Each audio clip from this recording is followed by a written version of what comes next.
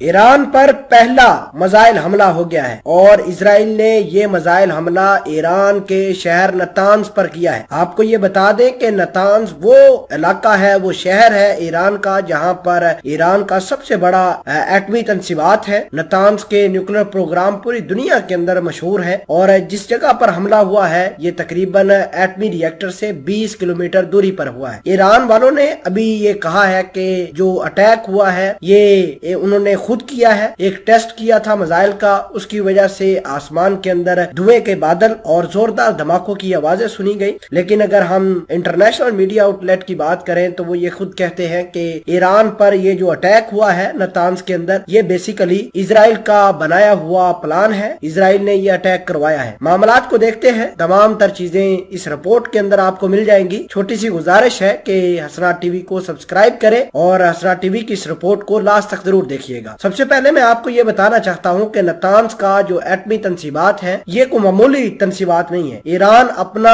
जो 60% यूरेनियम की अफजुदगी करता है या यूरेनियम इनरिच्ड करता है वो इसी नतांज न्यूक्लियर पावर प्लांट से करता है। ईरान के सबसे टॉप जो ऑफिशियल्स हैं, एटॉमिक साइंटिस्ट, वो नतांज न्यूक्लियर पावर प्लांट के ऊपर ही काम करते हैं। एक मुख्तात अंदाजे के मुताबिक नतांज न्यूक्लियर पावर प्लांट के ऊपर ईरान ने बहुत ज्यादा अपनी फौज तैनात की हुई है ताकि इसको कोई निशाना न बना सके। लेकिन अप्रैल 2021 के अंदर हमने देखा कि नतांज के इसी इलाके को हिट किया गया था। इजराइल के फाइटर जेट यहाँ पर आ गए थे और उन्होंने वक्तन फवक्तन बमबारी की। इसके अलावा साइबर अटैक्स होते रहे हैं और ये जो मोहसिन फखरी ज़ादा ईरान के नवंबर 2020 के अंदर मारे गए थे तो वो भी basically Natanz nuclear power plant के हेड थे और यहाँ पर ही बैठकर काम करते थे। और आपको ये बता दें कि ये ईरान के लिए बहुत ही इंपॉर्टेंट जो है वो न्यूक्लियर पावर प्लांट है, क्योंकि अगर ये तबाह हो जाता है या इसको कुछ नुकसान होता है तो ईरान का तकरीबन 70 to 80% जो न्यूक्लियर तंसीबात है या प्रोग्राम है न्यूक्लियर प्लांट का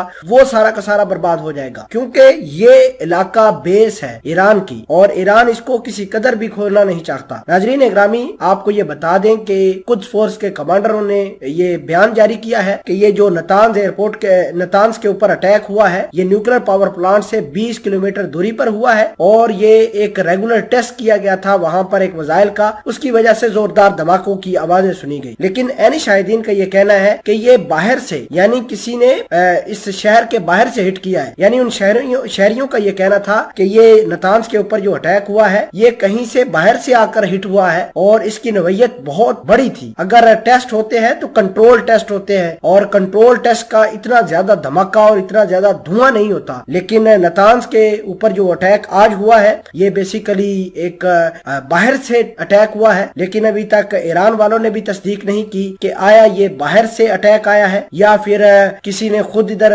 मिसाइल को बनाते हुए या टेस्ट करते हुए अटैक किया है। अभी तक इजराइल ने भी किसी किस्म का इस हवाले से कोई बयान जारी नहीं किया। लेकिन अगर हम CNN और दीगर न्यूज आउटलेट जिसमें नूर न्यूज आउटलेट है उसको देखें तो वो ये कहते हैं कि ये अटैक जो है ऑर्गेनाइज प्लान था और हो सकता है कि इजराइल ने इस मिसाइल को इस न्यूक्लियर पावर प्लांट को हिट करने के लिए अटैक किया हो। इजराइल वाले लगातार ईरान के न्यूक्लियर पावर प्लांट को हिट करने की फिराक में बैठे हुए हैं। नफ्ताली बेनेट ने $1.5 बिलियन का खतीर बजट भी तैयार कर रखा है ईरान के न्यूक्लियर पावर प्लांट को तबाह करने के लिए और वियना के अंदर जो टॉक्स हुई हैं, जो बैठकें हुई हैं वो बेनतीजा खत्म हो गई हैं, उस पर किसी किस्म की कोई सहमति नहीं बनी।